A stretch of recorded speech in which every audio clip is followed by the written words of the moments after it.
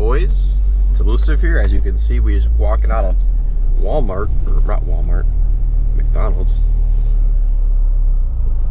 We walking out of McDonald's because just got myself a caramel frappe for the first time in probably over a year. Shit is bussin'. My worst fucking, I swear to God, my worst fucking pet peeve about McDonald's workers. They'll be leaving half the frappe on the outside of the bottle with a bunch of caramel on it. So thankfully they did not do that. They did me right. They got it all in the fucking can, in the fucking bottle, whatever. So today we're gonna be talking about the secret, not really a secret, but the real lifestyle of getting your RSX to high miles. So currently, as my RSX sits, it sits at 237,000 miles, stock transmission, the same one from the factory, and the same engine from the factory. So a lot of you, on the last video, we just replaced the clutch on this, so it's got a brand new clutch on it, but before that it was the factory clutch, which a lot of you didn't believe, but it's true, and if you really want to fight about it, we can. So we replaced the clutch after 237,000 miles, and the reason we replaced it was the throwout bearing, one of the clips in the throwout bearing snapped. The clutch was 100% fine, like the clutch had life still, but we were already in the transmission, so we just gave it we just changed it out since we were already in there. And yeah, that was that. So all the speculations on, oh, you don't know how to drive manual, this thing lasted 237,000 miles in the same clutch. And I don't know about you guys, but I learned how to drive manual on this thing. Not to say that it was exactly hard, but I learned how to drive manual on this, and it still lasted 50,000 miles after I got it.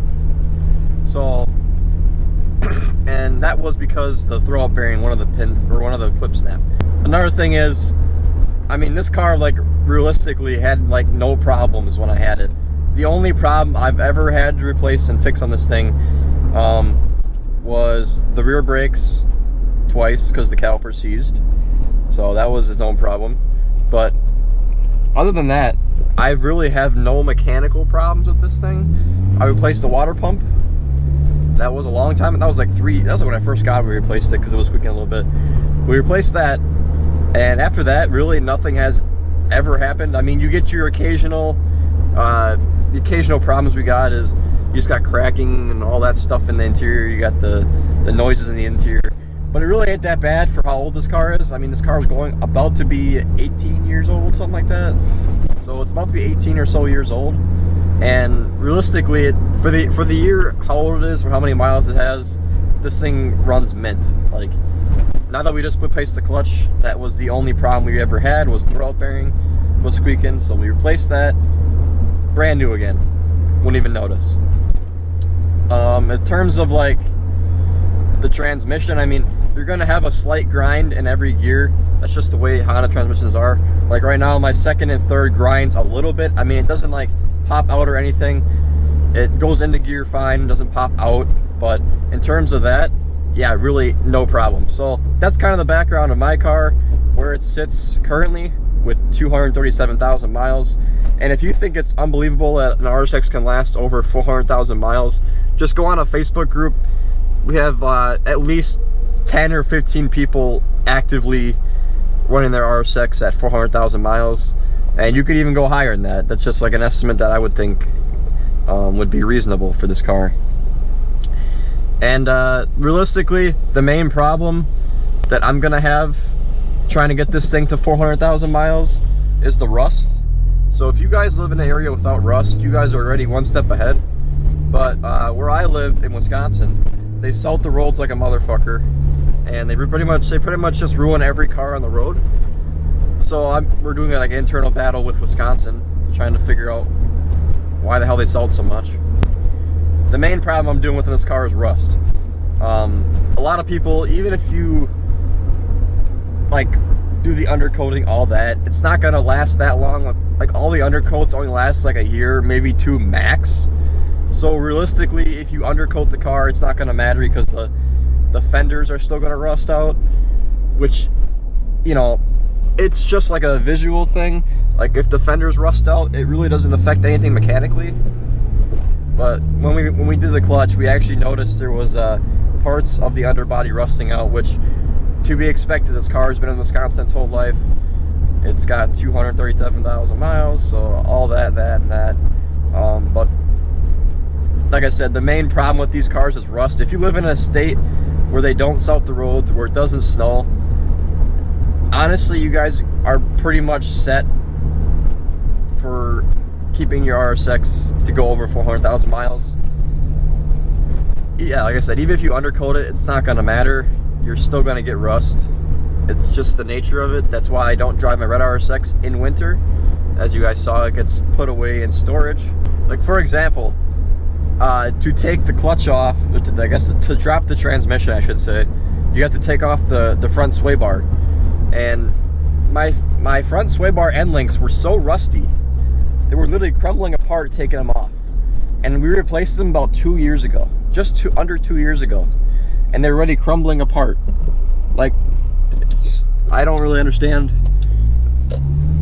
But like I said, that's just the nature of stuff here. Like that's the stuff you kind of deal with around here. We had to take bolts off with extractors. You got to do all that shenanigans just because of how they salt the roads, all that shit. It really ain't that bad on newer cars, but like I said, once you drive your car religiously in winter, you're gonna notice a difference, and you can't really fix it from there. So the other thing is too, say your engine goes out at 200,000 miles or whatever. At least in the base, like mine right now, I'm in the base 5-speed manual. So say your K20A3 goes out. Guess how much they cost to get a new one? You can find them anywhere from $600 to $800. And honestly, everyone gives hate over the K20A3. I love this thing. This thing is fun. Like, obviously, yes, the K20A2 and the K20Z1 are more fun. Yes, they have more horsepower, all that. But the K20A3 still is fun. Don't let the haters get to you. They're still fun cars. But yeah, you can find them for $600 to $800. Now the K20A2 and the Z1, you can find those things for about $1,500. They're a little pricier. They're a little more rare. The K20A3 came in the what was it? The EP3 SI. So it was the EP3 SI engine too, so it's a little more common. The other thing too is these things are very easy to work on. Like, this was my very first car ever, and it kind of spoiled me to the point where I bought 2 of these just so I know it's so easy to work on. Like, don't get me wrong, you're gonna have the shitty parts of every car. I think the shitty part of this car is the starter and alternator. But really, other than that, everything to replace in this car is very, very easy. It's just like Legos, really. So the secret to keeping your car or your RSX at over 200,000 miles and getting it to 400,000 miles really is just keeping up with your maintenance. Every 150,000 miles, you should just do, Honda recommends doing a valve adjustment. So with that being said, this thing is due for a valve adjustment. So we'll be doing that shortly. Actually, I lied. I think it's actually every 100,000 miles. My brother actually did a valve adjustment on this thing at I think he said 130, 140,000. So we're getting about to time to do a valve adjustment on this thing. And again, valve adjustment is super easy. Take the valve cover off. Only thing you're gonna need is a valve cover gasket. So as far as that, the only thing I've ever done to this thing mechanically, change the water pump. Oil changes every 2,500 to 3,000 miles. And really that's been it. Like, I'm not gonna say I really abuse this car, but I don't drive this thing like a bitch all the time. I'm pretty conservative, but I do have a pull here and there like everybody else should. But as far as it goes, like, maintenance wise, this thing has been like a dream. Like, sometimes this car sits for a few weeks on end, always starts up, never gave me any problems. And that's why I'm gonna keep this thing and see how many miles we can get on this thing. Because I've owned this car since 170, about 180,000. So I've already owned it for about 50,000 miles. And really, it's amazing. It's just an amazing car. It's really fun to drive. It's unique. You don't see as many, or at least by me, you don't see as many. Yeah, really, you can't ask for a better car. I mean, you could ask for something faster, but really, this thing, for the amount of power it puts down, it's fun. It's a light car, small car, puts down enough power. Yeah, really, if you just take care of this thing, it takes care of you. Like, really, we have never even scratched the surface of what could go wrong on a car. Like, just replacing the water pump, all that, in that short amount of time, that long of time. Like, it's been almost 5 years now since I own this. I think it's come out of 5 years now. And, you know, I've spent less than $1,000 on parts for this thing. Maybe a little bit more of $1,000 now that we've placed the clutch. But, yeah, it's been a crazy ride. We're actually on the way to Walmart now. We got to go last minute Christmas shopping. Wish me luck. The biggest procrastinator you'll ever see right here. So, we will see you guys in the next video. Take care. Have a good Christmas if I don't see you guys then. But adios, motherfuckers. They tell me that I'm never gonna make it. They want me to do something that could make sense. They hate when I keep dreaming I'll be famous, but I don't give a fuck, I'ma keep chasing. I got all this potential that's deep inside of me.